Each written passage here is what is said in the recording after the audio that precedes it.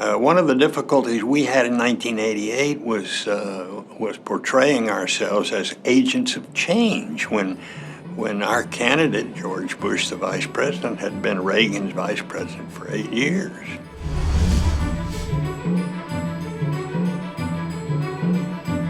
Whatever it is, competing with the Japanese, whatever it is education. As he said when he declared a truce yesterday, I want to be the old George Bush. It may not be as interesting, and we kind of found that here today.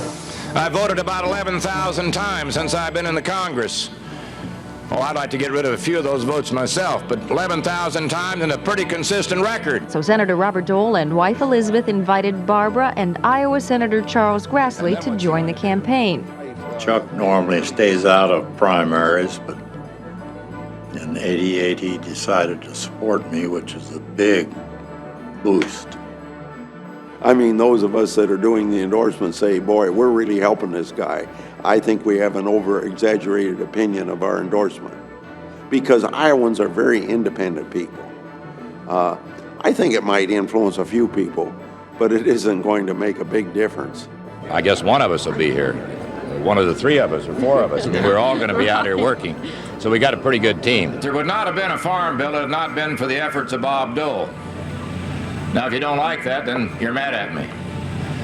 But if you think it's a little better than what we had, just go to the caucus and say, I think we have a friend of the farmer in Senator Bob Dole, and that's an accurate statement. First year, the bill, 46%. As Bob Dole locked up the rural vote, Vice President Bush was about to be ambushed in Ames. The Republican Cavalcade of Stars in 1987, better known as the Ames straw poll, was the canary in the coal mine for establishment Republicans and the rise of evangelicals. For the last 7 years, I've stood side by side with one of the greatest presidents this country's had, and I'm very, very proud of that. We indeed are going to come once again to a time in our nation and throughout the world when the term "Made in America" is synonymous with the very best in the world. So the room was packed with our people, and they were wearing those hats with Robertson for president on them. And I was hugging all these wonderful people, and they took a vote. And I really didn't understand what they were doing. But when it was finished, I had won decisively, and George Bush was creamed. I mean, he really was beaten badly in those straw ballots, and the people were shocked. But I really didn't understand what the game was. I didn't know what they were doing. But I do remember the morning after the straw poll, the Des Moines Register had a big cartoon, and it had a cartoon picture of David and Goliath, and portraying Pat Robertson as David and George H.W. Bush as Goliath,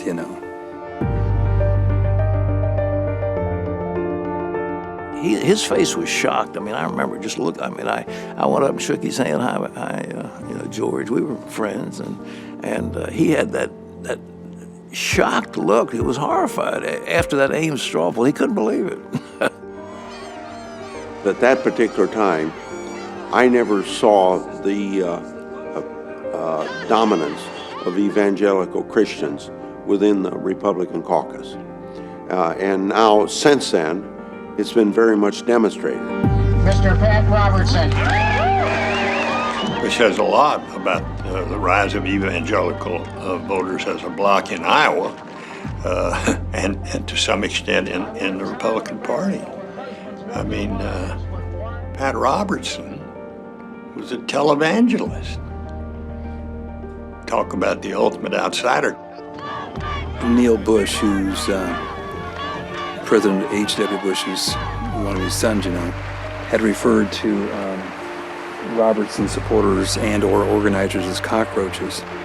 And I was with Pat kind of behind the stage before this event. Of course, he wanted to come out with both barrels and basically, give the Bush campaign a piece of his mind. But more rational heads prevailed and encouraged him that wasn't the thing that he should do, I had one little woman look at me with just hatred in her eyes, say, why don't you get out of the race? Why are you here? I mean, just vitriol. But, that's politics. I want a time in America when husbands love their wives, when wives love their husbands, and when men and women together bring up law-abiding, God-fearing children as citizens of the greatest nation on the face of the earth. Ladies and gentlemen, it is about 5 degrees below zero with the wind chill. There are 3,000 frozen media members in downtown Des Moines, and there are enough satellite dishes in this town to dial up Mars. It can only mean one thing. It's Iowa Caucus night! Let's party! Hooray! Bob Dole would claim first on the Republican side, but his victory was overshadowed by an evangelical awakening. Second place, Pat Robertson, claimed his own victory. I believe after this win in Iowa, I'm going to be coalescing the conservatives. Many of the Reagan supporters around the country will be coming over to my campaign. Big headlines. I mean, I'm talking about banner headlines across the country.